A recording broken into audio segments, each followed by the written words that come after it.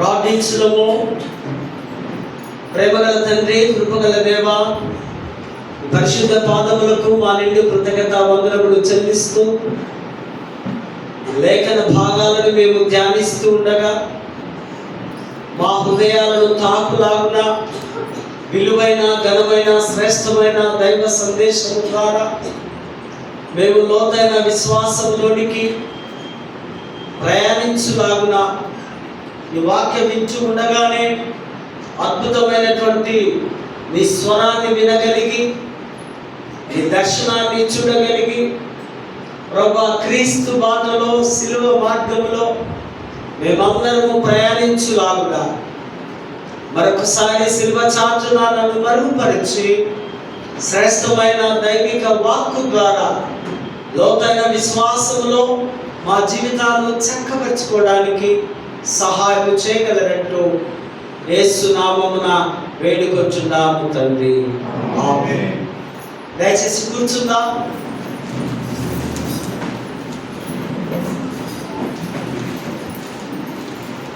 దేవుని పరిశుద్ధ నామానికి మహిమ కలుగును గాక. ఈ మహా గొప్ప భాగ్యం నాకు అనుగ్రహించినటువంటి అధ్యక్ష మండలకు పీఠాధిపతి గారైనటువంటి most reverend doctor professor Reuben Mark తండ్రి గారికి, తల్లి గారికి, అధ్యక్ష మండలకు vice chairman reverend doctor T Bhaskar అయ్య గారికి, అధ్యక్ష మండలకు డిసిసి చైర్మన్స్ అండ్ ఆఫీసర్స్, నాయకులు, క్లర్జీ, అధ్యక్ష మండలంలో ఉన్న ప్రతి సంఘానికి, సిఎస్ఐ వెస్లీ చర్చ్ జగదీగుట్ట సంఘ పక్షంగా వారికి మా నిండు కృతజ్ఞత వందనములు చెల్లిస్తూ మరొకసారి జగదీగుట్ట సిఎస్ఐ వెస్లీ చర్చ్ సంఘానికి, సంఘ నాయకులకు మరి ప్రత్యేకమైనటువంటి ఈ దినపు ఆహ్వానాన్ని, దేవునితో మీరు కలిసి నడవడానికి, దేవుని యొక్క ఆశీస్సులు, ఘనమైనటువంటి దీవెనలు పొందడానికి మిమ్మల్ని ప్రేమతో ఆహ్వానిస్తూ ఉన్నా. దేవుని యొక్క కృప, దేవుని యొక్క దీవెనలు మీకు, మీ కుటుంబాలకు సమృద్ధివంతంగా దేవుడు అనుగ్రహించుగాక. ఆమేన్. క్రీస్తునందు ప్రియమైనటువంటి దైవిక కుటుంబమా, దేవుని నామంలో మీకు ఉదయకాల దీవెనలు మరొకసారి తెలియపరుస్తూ అధ్యక్ష మండలం వారు మనకు అనుగ్రహించిన ఒక శ్రేష్టమైనటువంటి అంశం, ఈ యొక్క మనము ధ్యానించవలసిన అవసరత ఎంతైనా ఉంది. కాల్ టు బి లిబరేటివ్, విముక్తిని పొందుటకై ఒక పిలుపు, ఆధ్యాత్మికంగా ఉండుటకు పిలుపు.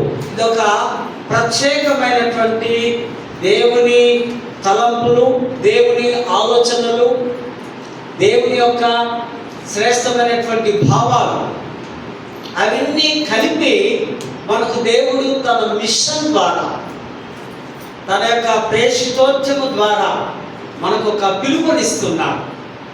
ఈ స్పెషల్ కాలింగ్, రకరకాలైనటువంటి పిలుపుల్లో దేవుని బిడ్డలుగా మనం మార్చబడడానికి ప్రతి ఒక్కరికి ఆ విజన్, ఆ గోల్ ఉంది కనుక దేవుడు మనల్ని ఏర్పరచుకొని తన సంకల్పంలో, తన చిత్తానుసారముగా దేవుని బిడ్డలుగా కావడానికి మనల్ని పిలుచుకున్నట్టుగా ఈ యొక్క లేఖన భాగాల్లో మనము చూస్తూ ఉంటున్నాం. లేవ్యాకాండము 25:10 వచనములో మనం చూస్తాం. ఇదొక విడుదల, విమోచన.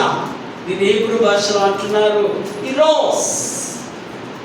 ఈ విడుదల, విమోచన, or liberty, redemption, liberation, salvation, ఇవన్నీ కూడా రకరకాల అర్థాలు ఉన్నాయి. ఈ యొక్క విడుదల, విమోచన దాదాపు 100 టైమ్స్ బైబిల్లో రాయబడి ఉంది. స్వేచ్ఛ అనే మాట 400 టైమ్స్ బైబిల్లో రాసినట్టుగా పండితులు మనకు తెలియపరుస్తున్నారు. గ్రీకులో కూడా ఒక మాట ఉంది, అపేసిస్. అపేసిస్ అనగా విమోచన లేదా విడుదల. ఎందులో నుంచి విడుదల? ఎక్కడ మనము బంధించబడ్డాం?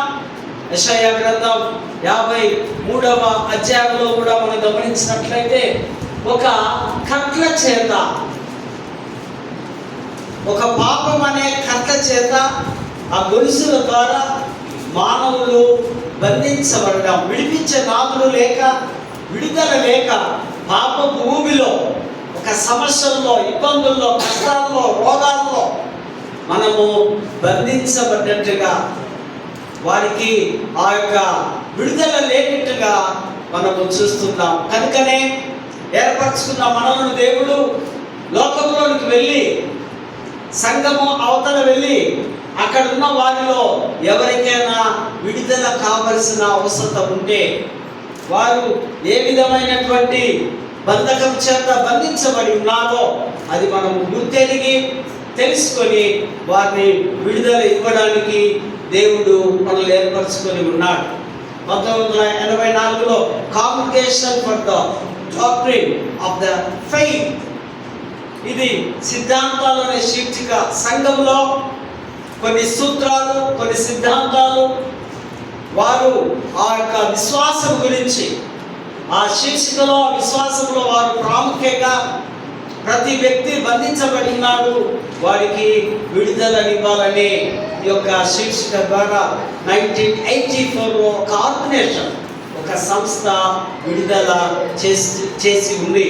సో కనుక మన వంతు మనం మాత్రమే కాదు, మనము దేవాలయానికి వచ్చి ప్రార్థన చేసి, పాటలు పాడి, ఉపవాసాలుండి, ఈ చర్చ్ యాక్టివిటీస్తో పాటు బయట ప్రపంచానికి, బయట వారికి కూడా మన యొక్క సేవ ఎంతగానో అవసరత ఉంది. అందులో ప్రాముఖ్యంగా న్యాయము, ధర్మము, న్యాయము ధర్మం కొరకు ప్రయాసపడి మనము మన క్రియల ద్వారా వారిని విడుదల చేస్తూ సమాజంలోనికి తీసుకొని రావాలి. ఆపదల్లో, కష్టాల్లో, దుఃఖంలో, బాధలో, శ్రమలో ఉన్న వారికి విడుదల ఇవ్వాలి. యెషయా గ్రంథం 61, 2, 3 వచనాల్లో చూస్తాం.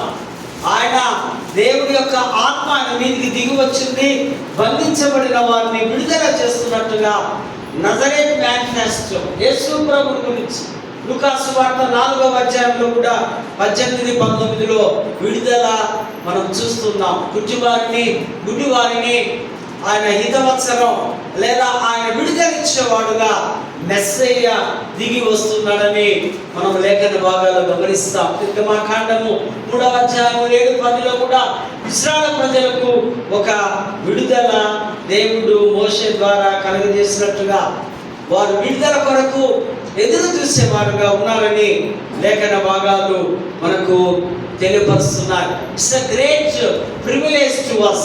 ఇది గొప్ప భాగ్యం, మనకు గొప్ప ధన్యత.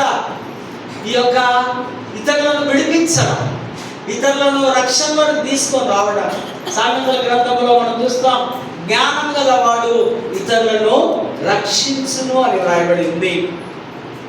దేవుని బిడ్డలు, దేవుని సేవకులు మనము మన లోపల, మన పరిధిలోనే కాకుండా మనం బయటికి వెళ్ళి బయట వారికి విడుదలను తీసుకొని రావాలి.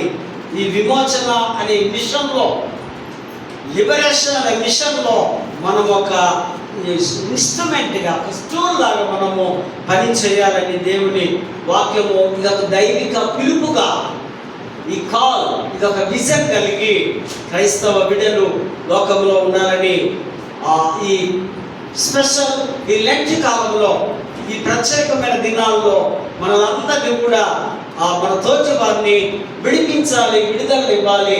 దేవుని వాక్యం ద్వారా, సత్యము ద్వారా, మరి మనము మన క్రియల ద్వారా ప్రజలకు విడుదల ఇవ్వాలని దేవుడి వాక్యాన్ని ఇక్కడ మనం చూస్తూ ఉంటున్నాం. ఇది ఒక నూతన దిశగా కేవలం మన వ్యక్తిగత పాపాల నుంచి కాకుండా సామాజిక అన్యాయానికి, నైతిక విలువలు కోల్పోయిన వారికి మనము విడుదలనిస్తున్నట్టుగా ఈ వాక్యాన్ని మనకు తెలియపరుస్తున్నాయి. ఇజ్రాయేల్ ప్రజలు మనకు తెలుసు, వారు ఒక స్లేవ్స్గా, బానిసలుగా 430 years ఐగుప్తు చెరలో వారు ఉన్నారు. అగైన్ వారు దేవుడికి దూరమై పాపంలో జీవించినప్పుడు వారు మళ్ళీ ఒక 70 years బబులోను చెరలో వారు ఉన్నట్టుగా కోరెషు రాజు వారిని విడుదల చేసినట్టుగా లేఖన భాగాల్లో మనము గమనిస్తూ ఉంటున్నాం. వారికి దీన్నే హోమేష్ అంటే విడుదల కలిగింది. యెషయా 58:6లో దుర్మార్గులు కట్టిన కట్లను విప్పుటయు ప్రతి కాడిని విరుగగొట్టుటయు బాధింపబడిన వారిని రక్షించడం.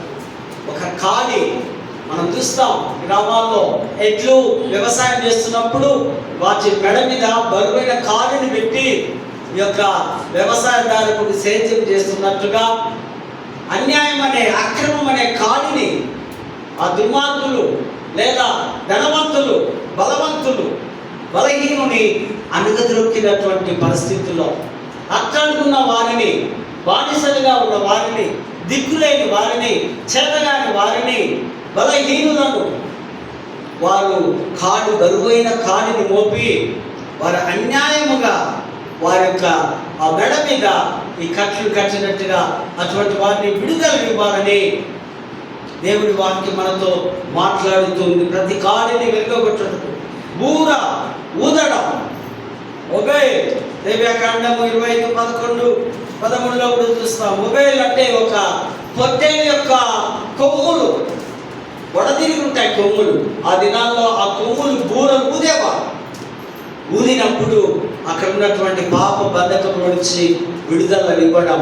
మరి లేవ్యాకాండం 25వ అధ్యాయంలో కూడా మనం చూస్తే సునాద వత్సరం లేదా హితవత్సరం అనగా జూబ్లీ 50 years ఒకసారి బలవంతులు లేదా అక్రమంగా మన ఆస్తులను మన భూములను స్వాధీనపరచుకుంటే తిరిగి వారికి చెందుతూ ఉంది.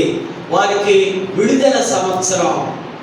విడుదల మనకి ఏ విధముగా ఆ 15th ఆగస్ట్ నాడు కొద్దిమంది మంచి ఖైదీలను విడుదల చేసే సాంప్రదాయం మన దేశంలో ఎలా ఉందో 50 years ఒకసారి ఈ సునాద వత్సరము ఆ సమయంలో మరి ఆ వారి యొక్క అప్పులన్నీ మాఫీ చేయడం, వారి రుణాలన్నీ మాఫీ చేయడం. కొన్నిసార్లు కొన్ని గవర్నమెంట్ వస్తే బ్యాంక్ రుణాలు మాఫీ అంటూ ఉంటారు. ఆ విధముగా ఈ యొక్క బలహీన అట్టడిగిన స్థాయిలో ఉన్నటువంటి వారి యొక్క రుణాలన్నీ మాఫీ చేసే సంవత్సరం, దాని హితవత్సరం అన్నాం, సునాద సంవత్సరం అంటున్నాం. జూబ్లీ అనగా 50 years ఒకసారి ఈ యొక్క వారి యొక్క శాశ్వతాన్ని వారు తిరిగి పొందుకోవడము, ఫ్రీడమ్ విత్ హోప్, ఆ యొక్క ఆనందాన్ని, స్వేచ్ఛను వారి యొక్క నిరీక్షణతో, విశ్వాసంతో పొందుకున్నట్లుగా మనము ఈ లేవ్యాకాండము లేదా ఆ తోరాలో మనము చూస్తూ ఉంటున్నాం. చదవబడినటువంటి లేఖన భాగాల్లో మనం గమనించినట్లయితే the true worship demands justice. నిజమైనటువంటి ఆరాధన న్యాయాన్ని కోరుతుంది. ఆరాధన చేయడం అంటే భక్తి చేసి మనముగా దేవుని ఆరాధించడం కాదు. మన ఆరాధనలో సత్యం ఉండాలి. అందుకే యోహాను సువార్త సమరయ స్త్రీతో మాట్లాడుతూ అంటాడు యేసు ప్రభు, నన్ను ఆరాధించువారు ఆత్మతోనూ సత్యముతోనూ ఆరాధన చేయాలి. మీలో ఎప్పుడైతే ఆ ట్రూత్, ఆ స్పిరిట్ దిగి వస్తుందో అప్పుడు మీరు బయటికి వెళ్ళి అన్యాయంగా బంధించబడ్డ వారిని విడుదల సువార్తను మీరు ప్రకటించే యోధులుగా దేవుడు మిమ్మల్ని ఏర్పరచుకుంటారు. అందుకే ద ట్రూ వర్షిప్, నిజమైనటువంటి ఆరాధన ఇతరులకు అది స్వేచ్ఛను కలిగించే విధముగా, ఇతరులను మనము ఆ బంధకాల నుంచి విడిపించే వారముగా. దేవుడు న్యాయం లేని ఆరాధన దేవుడికి బాధను కలిగిస్తుంది. మీ ఆరాధనలో సత్యం ఉండాలి, న్యాయం ఉండాలి, నైతిక విలువలు ఉండాలి, నీతి క్రియలు ఉండాలి, నీతి ప్రవర్తనలు ఉండాలి. ఇవేంటి లేకుండా ఏదో పాటలు పాడుతున్నాం, దేవుడిని ఆరాధిస్తున్నాం, దేవుడి దగ్గరికి వెళుతూ ఉన్నాం, దేవుడు మమ్మల్ని దీవిస్తూ ఉన్నాడు అనుకుంటూ కొన్నిసార్లు బ్లైండ్గా, గుడ్డిగా మనం ప్రభు దగ్గరికి వస్తూ ఉన్నాం. కానీ ప్రవక్త అంటున్నాడు, నీ నైతిక జీవానికి ఆ యొక్క ఆ స్పిరిట్తో, ట్రూత్తో కలిసి నీవు దేవుణ్ణి ఆరాధించాలి. టెలెక్స్ అంటే ఈ యొక్క హీబ్రూ వర్డ్ న్యాయము, జస్టిస్ జాగ్రత్తగా విచారణ చేయాలి. సీక్ జస్టిస్, న్యాయాన్ని వెతకాలని ప్రవక్త రాస్తూ ఉంటున్నాడు. బాహ్య ఆచారమైన భక్తి దేవునికి ఇష్టం కాదు. న్యాయము, కరుణ. కరుణ అంటే కెసత్ అనుకున్నాం గత వారాల్లో కూడా. కరుణాజాలిని హీబ్రూ వర్డ్ కెసత్ అంటే ఒకరి మీద జాలి చూపడం, అనగా నీ హృదయంలో నుంచి ఆ ప్రేమ రావడం. ఒక వ్యక్తికి నువ్వు కరుణ చూపిస్తున్నావంటే నీ అంతరంగంలో నుంచి ఆ మార్పు రావాలి. దానే కెసత్ అనే మాటలు ఇక్కడ వాడుతూ ఉన్నారు. జీవితంలో మార్పు లేకుండా ఆరాధనను ఆరాధిస్తే, దేవుని ఆరాధిస్తే అది ఆరాధన యోగ్యుడు కాదు అని వాక్యం సెలవిస్తుంది. యెషయా గ్రంథం 6వ అధ్యాయంలో ప్రవక్త మనలాగానే దేవాలయానికి వచ్చి దేవుని ఆరాధిస్తున్నాడు యెషయా. అప్పటిదాకా ఆయన ప్రవక్త కాడు. ఆరాధన చూసి ఆయన కమిట్ అయిపోయాడు దేవుడికి. నిజంగా నేను దేవుడి సేవకు వెళ్తాను, ఎవరైనా వెళ్తానంటే నేను వెళ్తానంటున్నాడు. అక్కడ ఆరాధనలో గాన ప్రతిగానం ఇప్పటిదాకా మనకు కూడా అద్భుతమైన బయటవారి పాటల ద్వారా దేవుని మహిమపరచాం. అక్కడ కేరింపులు, సేరింపులు, దేవదూతలు ఆయన సింహాసనాన్ని చూడడం, చూసి గంభీరమైనటువంటి ఆరాధనలో పాల్గొని వెంటనే నేను సేవకు వెళతాను, ఇదిగో నన్ను పంపించండి, నేను ఉన్నానని ఆయన పాపములన్నీ ఒక ఇనుప అగ్ని చేత కాల్చబడి ఆయన శుద్ధుడైనట్టుగా మనము యెషయా 6వ అధ్యాయంలో మనము చూస్తూ ఉంటున్నాం.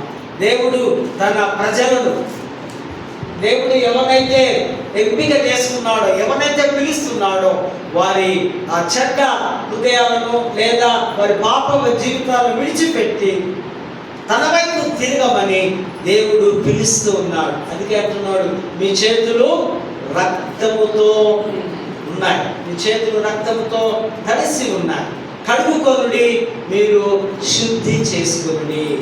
ఎట్లా కడుక్కోవాలి? దేని చేత కడుక్కోవాలి? మనం అందరం మార్నింగ్ అవర్స్లో శుద్ధి చేయబడి వచ్చున్నాం, భౌతిక పరమైనటువంటి శుద్ధి. కానీ ఇక్కడ కడుక్కోవటం దేని ద్వారా అంటే క్రీస్తు రక్తము ద్వారానే. సిలువ రక్తము ద్వారా నువ్వు కడుక్కోవాలి, నువ్వు శుద్ధి చేయబడాలి. అప్పుడే నువ్వు దేవుడి కుమారుడుగా, కుమార్తెగా నువ్వు యోగ్యతను కలిగి ఉంటావు. ప్రవక్త అదే రాస్తున్నాడు, మీ చేతులన్నీ పాపం అనే రక్తముతో తడిస్తున్నాయి, క్రీస్తు రక్తంలో కడుక్కో. క్రీస్తు నీ కొరకు సిలువలో కొన్ని వేల లీటర్ల రక్తము చిందించాడు. ఆయన రక్తము ఏర్లై పారుతుంది. ఆ రక్తములో నువ్వు మునిగి కడుగుకుంటే నువ్వు శుద్ధుడవుతావని ప్రవక్త రాస్తున్నటువంటి మాటలను ఇక్కడ మనము గమనిస్తున్నాం. దేవుని చిత్త ప్రకారం అంటే ఈ సామాజిక న్యాయం, అణిచివేయబడ్డ వారిని రక్షణలోనికి మనము సంపూర్ణంగా, ఎవరైతే హింసించబడుతుంటున్నారో వారిని మనము బయటికి తీసుకుని రావాలని ప్రవక్త రాస్తున్నాడు. ఆమోసు 5వ అధ్యాయము 24వ వచనంలో ఆయన అంటున్నాడు, ఆచారపరమైనటువంటి ఆరాధనలను ఆయన తిరస్కరించడం. ఆయన ఏ ఆరాధన ఇష్టపడుతున్నాడంటే ఇక్కడ రాస్తున్నాడు, నీళ్లు పారినట్లుగా న్యాయము జరగనివ్వుడి, మరి ఆ యొక్క గొప్ప ప్రవాహం అనే నీతిని ప్రవహింపనివ్వుడి.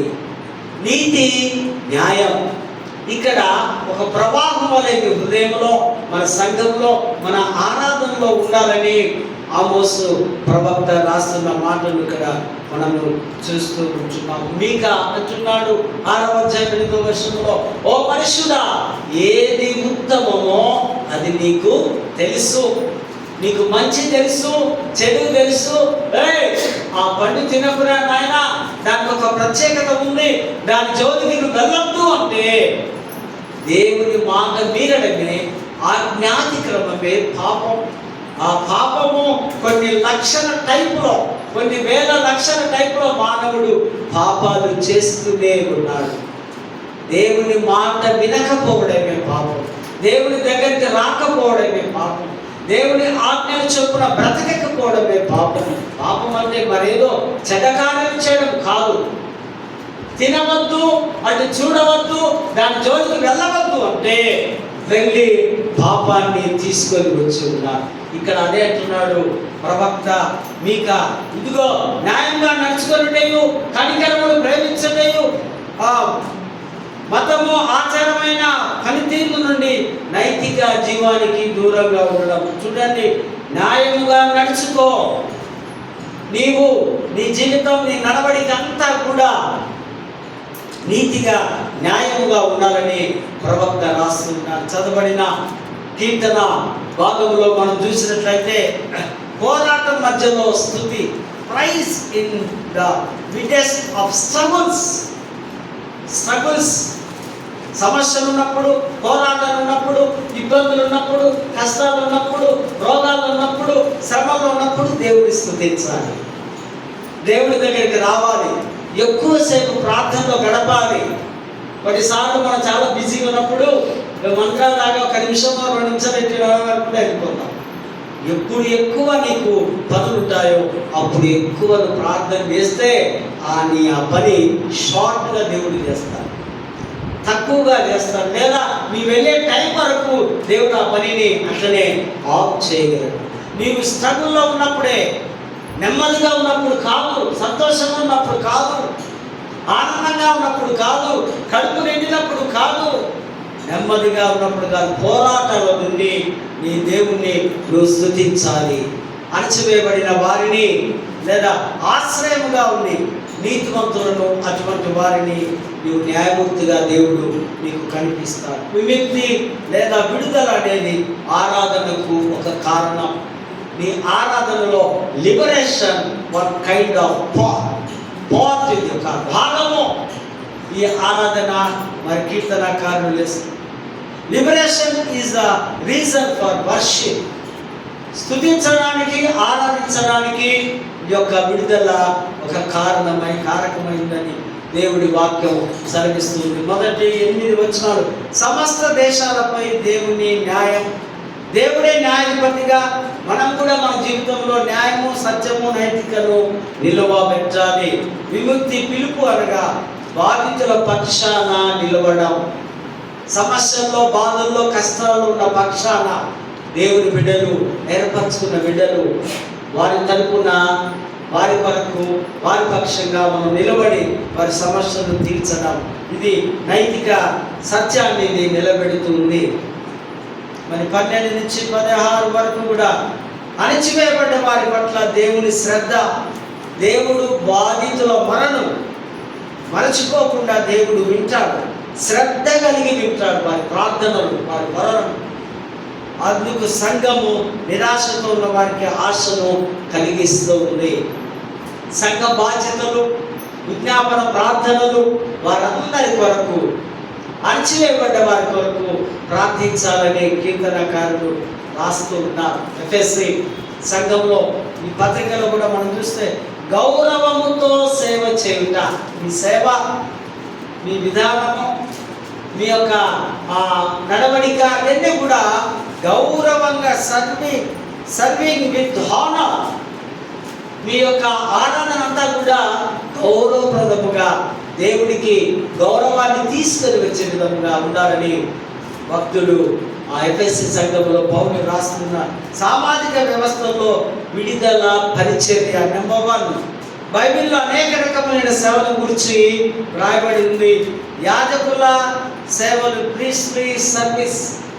యాజకుల సేవ అనగానే మన నిర్గమాకాండం 28-29లో మనం చూస్తాం యాజకులు చేస్తున్నటువంటి సేవలు. రెండవదిగా పరిచారకుల సేవకులు, డయాకోనల్ సర్వీస్, డీకన్ సర్వీస్.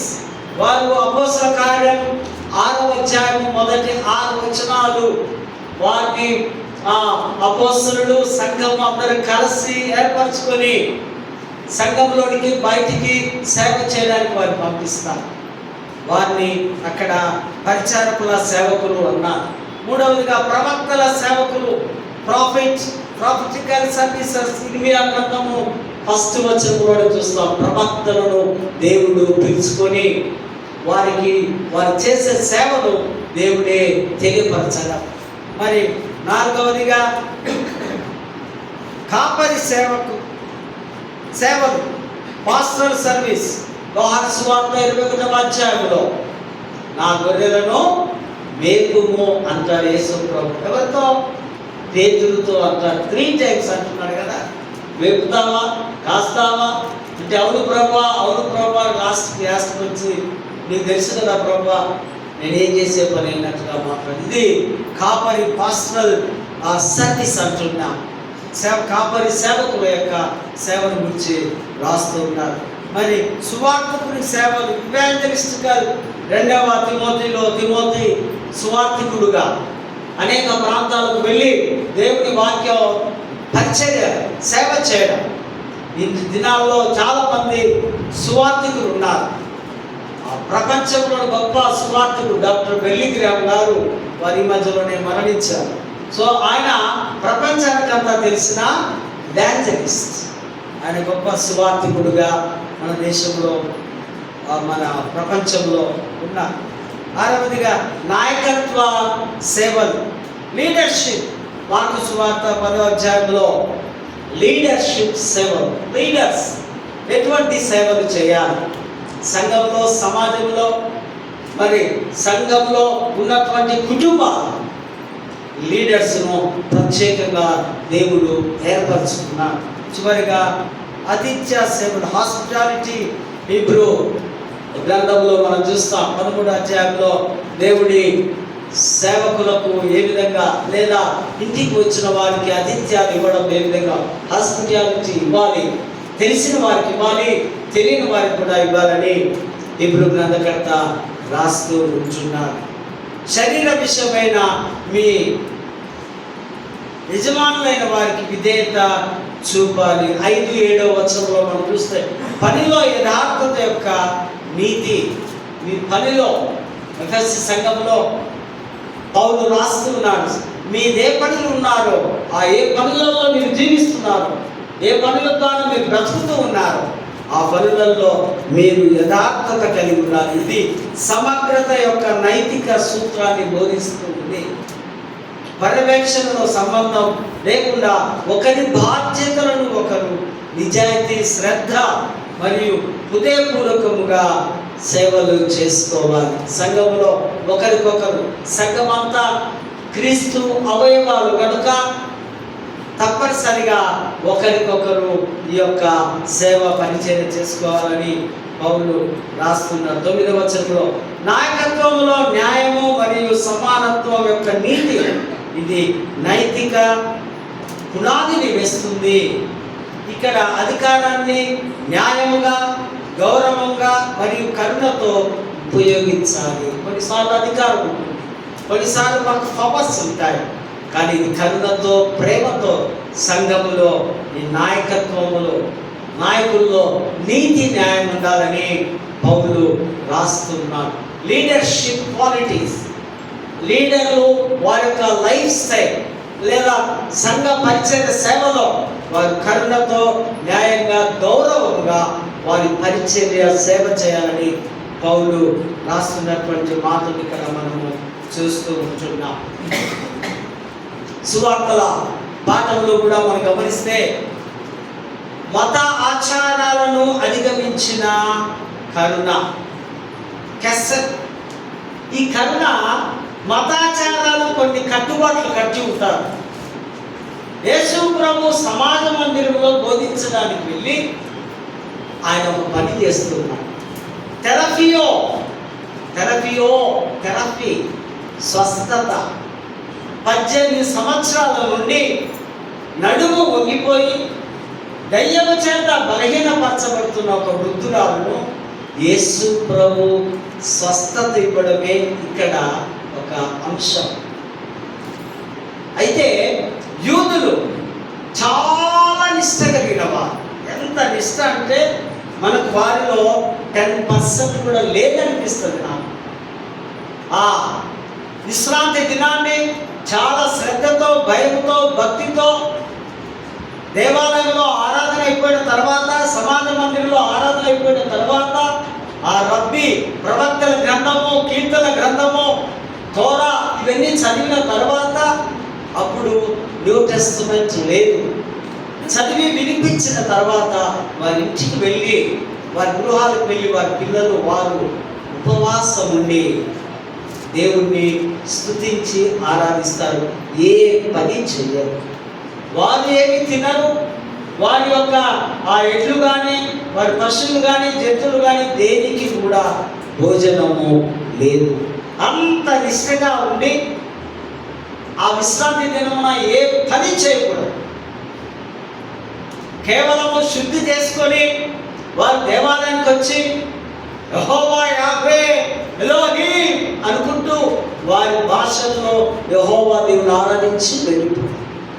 ఇక్కడ రబ్బీలు ఉన్నారు, శాస్త్రులు ఉన్నారు, పరిసయ్యులు ఉన్నారు. సమాజ మందిరంలో యేసు ప్రభు వచ్చి ఒక క్రొత్త థెరపీ, క్రొత్త విజన్, క్రొత్త స్వస్థత, దైవిక ప్రేమను కనపరుస్తున్నారు. ఆయన ఇలా ఎవరి పర్మిషన్ తీసుకోలేదు. వారికి చాలా కోపం వస్తుంది. అమ్మా అని పిలిచి ఆమెను స్వస్థత పరిస్తే వీరి కోపము మండిపోతుంది. అక్కడి నుంచే ఆయనకు సిలువ వేయడం స్టార్ట్ అవుతుంది. కారణం, దేవుని ధిక్కరిస్తున్నాడు, దేవుని దూషణ చేస్తున్నాడు, దేవుని ఆజ్ఞలను మీరుతూ ఉన్నాడు, ధర్మశాస్త్రానికి నా లోపడం లేదు. ఈ స్వస్థతలు, ఈ యొక్క దేవుని ఆ జ్ఞానము ఈ దినము కాదు స్వస్థతలు అంటూ వారు ఆయనతో ఆ గొడవకు లేదా ఆ చాలా కష్టానికి ఆయనతో మాట్లాడుతూ ఉన్నటువంటి సందర్భాన్ని చూస్తుంటున్నాం. దేవుని రాజ్యంలో ప్రేమ అత్యంత విలువైనది. వారి కన్నులు మూసుకొని ఉన్నాయి. వారు ఈయన దైవ కుమారుడు మెస్సయ్య, ఈయన యెహోవాయే, ఈయనలో దైవత్వం ఉందని వారికి అర్థం కావడం లేదు. వారి చూపులంతా యేసేపు మరియ కుమారుడే, వీడు మనిషే, వీడు వచ్చి ఈ స్వస్థతను చేయడం ఏంటి? స్వస్థత పరచువాడు యెహోవాయే, గాయము రేపువాడు నేనే, మాన్పువాడు నేనే అన్నాడు కదా. ఈ యేసుక్రీస్తు లేదా యేసు అనే ఇతడు చేయడం ఏంటని ఆయన మీద గొప్ప తిరుగుబాటు చేస్తూ, ధర్మశాస్త్రం అధిగమించిన ప్రేమ, ఇది దేవుని మూలం ప్రేమ అని, చట్టబద్ధమైన అమలు కాదని క్రీస్తు ప్రేమను వెల్లడి చేస్తున్నాడు. చట్టానికి ధర్మశాస్త్రానికి సంబంధం లేదు. ఇది దైవికమైన ప్రేమను నేను అందిస్తున్నా. It's a agape love. ఇది దేవుడి ప్రేమ, దైవికమైనటువంటి ప్రేమతో నా అధికారంతో నేను స్వస్థత పరుస్తున్నానని పిలుస్తున్నాను. అమ్మా, నీ బలహీనత నుండి నీకు విడుదలనిస్తున్నాను, నీకు నేను లిబరేషన్ చేస్తున్నాను, నీకు నేను హీలింగ్ ఇస్తున్నాను అని ఆమెను గౌరవిస్తూ ఉంటున్నాడు. ఏమైనా నియమాలను మించిన ప్రేమతో ఆయన పిలుస్తున్నాడు. అంటున్నాడు ఈ మాట, ఈమె కూడా అబ్రహాము కుమార్తె. అబ్రహాం గారిని జ్ఞాపకం చేస్తూ ఆమెను ఆనర్ చేస్తున్నాడు, ఆమెను గౌరవిస్తున్నాడు. ఒక సాధారణ వ్యక్తిని దేవుడు గౌరవించడం, ఇది నిజంగా మనం నేర్చుకోవలసిన అవసరం ఉంది. ఆమెకు గొప్ప విడుదలనిచ్చి ఆమె జీవితంలో ఒక విముక్తిని యేసు ప్రభు కలుగజేసినాడు. దీనికంతా ఒకే కారణం, ఆమె 18 ఇయర్స్ నుంచి దేవాలయానికి వస్తుంది, సమాజ మందిరానికి వస్తుంది. ఆమెలో ఉన్న విశ్వాసం, ఎంతోమంది యాజకులు ఉన్నారు, ఎంతోమంది రబ్బీలు ఉన్నారు, ఎంతో బోధన బోధించున్నారు, కానీ ఆమెకు స్వస్థత ఇచ్చే పవర్, స్వస్థతనిచ్చే శక్తి ఏ ఒక్కడిలో లేదు, కనిపించలేదు. ఓన్లీ జీసస్ క్రైస్ట్ మాత్రమే ఆమెను పిలిచి ఆమెను బలహీనపరచు దయ్యాన్ని నేను వెళ్ళగొడుతున్నానని ఆమెకు విముక్తిని కలిగజేసిన ఆ సందర్భాన్ని ఇక్కడ మనము గమనిస్తూ ఉంటున్నాం. అదేవిధంగా మార్కు సువార్త 5వ అధ్యాయంలో కూడా మనం చూస్తే, గెరాసేనుల దేశంలో ఒకడు దయ్యము వచ్చిన వాడు వస్త్రహీనుడై ఆ సమాధిలోనే వాడు తిరుగుతూ సమాధిలోనే నిద్రిస్తున్నప్పుడు యేసు వాడి మీద కనికరం చూపి వాడికి కూడా విడుదలనిస్తే వాడు శుభ్రంగా నూతన వస్త్రం వేసుకొని యేసు ప్రభు వెంబడి వెళ్ళి వాడు ఒక సువార్థికుడు లాగా యేసు ప్రేమను, యేసు బోధనను, యేసు శక్తిని అనేకులకు ప్రకటించి ఆయన వెంబడి తిరుగుతూ ఉన్నారు. ప్రేమైనటువంటి వాళ్ళ లెట్ మీ క్లోజ్. ప్రభు దగ్గరికి వస్తే మనకున్నటువంటి బంధకాల నుంచి ప్రభు మనం విడిపిస్తూ ఉన్నాడు. విడుదల పొందిన మనము అనేకులను విడిపించే వారముగా, అనేకులకు స్వస్థతలు మేలు చేసే వారముగా ప్రభు మనల్ని పిలుచుకున్నాడు, మనల్ని ఏర్పరచుకున్నాడు. మనమేమి గట్టిగా సామాన్యం కావు. మనం అనుకోవచ్చు, మీకు అర్థం కాకపోవచ్చు. వీఆర్ వెరీ ఆర్డినరీ పీపుల్ అని. Not ordinary people, we are special. మనం ఒక ప్రత్యేకంగా దేవుని యొక్క కృపలో, దేవుని రెక్కల కింద భద్రపరచ దేవుని బిడ్డలకు కనుక మనకు ఆదిత్యత, ఆ ధన్యత, ఆ యొక్క భాగ్యాన్ని దేవుడు మనకు అనుగ్రహించున్నాడు. ముగింపులోనికి నేను వస్తున్నాను. యెషయా ప్రవక్త ద్వారా విముక్తిని ఆ ప్రజలకు, లేదా మోషే ప్రవక్త ద్వారా ఇజ్రాయేల్ ప్రజలను విముక్తిని కలుగచేయాలి. మరి న్యూ టెస్టిమెంట్లో మనం చూసినట్లయితే ఈ యొక్క బలహీనపరచబడినటువంటి నడుము వంగిపోయిన స్త్రీ, ఆమె కూడా మరి దేవుని యేసు చేత విముక్తి చెందినట్టుగా మనం లేఖన భాగాల్లో మనం చూస్తుంటున్నాం. క్రీస్తు స్వస్థత పరిచే చేతులను మనం తాకినప్పుడు మన జీవితాల్లో మనము ఈ యొక్క లంచ్లో కూడా మనము ఆ ప్రభు వలె గొప్ప కార్యములు చేసే వారంగా ఉంటాం. మనం చేయవలసింది ఒకటే, ప్రభువా ఇదిగో నీ సిలువ యొద్దకు నేను వస్తూ ఉన్నా. సిలువ యందే నాకు విముక్తి ఉంది, సిలువలోనే నాకు లిబరేషన్ దొరికింది, సిలువలోనే నాకు స్వేచ్ఛ దొరికింది. నువ్వు కార్చిన రక్తము ద్వారా నేను కడగబడ్డాను, నేను శుద్ధి చేయబడ్డానని మనం ప్రార్థించుకుంటూ మరి లంచ్లో మన జీవితాలు కొనసాగడానికి అటువంటి కృపను దేవాది దేవుడు మనకందరికీ అనుగ్రహించుగా. ఆమె ప్రార్థించుదాం. కృపగల తండ్రి, ప్రేమగల దేవాని వందనాలు. కొన్ని నిమిషాలు నాయన విరిచిన ఆలోచన జ్ఞానాన్ని బట్టి ప్రభువా దేవుని వాక్యం విన్నాం. దేవుని వాక్యం బైబిల్ అంతటిలో దేవుని వాక్యము మూలమైనది విడుదల, లిబరేషన్. ఇజ్రాయేల్ ప్రజలు విడిపించారు. మరి ప్రభా న్యూ టెస్టిమెంట్లో ఉన్న ప్రజలు విడుదలనిచ్చారు. నేడు సజీవులుగా ఉన్నటువంటి ఇప్పుడు మాకు, మా విశ్వాస జనాంగం అంతటికి, క్రైస్తవ బిడ్డలకు అందరికీ కేవలం నీ మాట ద్వారా, నీ రక్షణ ద్వారా మాకు విడుదల వచ్చింది. ఈ యొక్క పరిశుద్ధమైన రక్తము ద్వారా మమ్మల్ని సైతాను చేతిలో నుంచి కొని విడుదల ఇచ్చినందుకు వందనాలు చెల్లిస్తూ ఈ విడుదలను మా జీవితకాలం అంతా మేము కాపాడుకునేందుకు సహాయం చేస్తూ మరొకసారి చేరవచ్చిన మా ప్రియ కుటుంబాలను ప్రత్యేకంగా దీవించగలరంటూ క్రీస్తు నామమున వేడుకొంచున్నాము తండ్రి. ఆమేన్.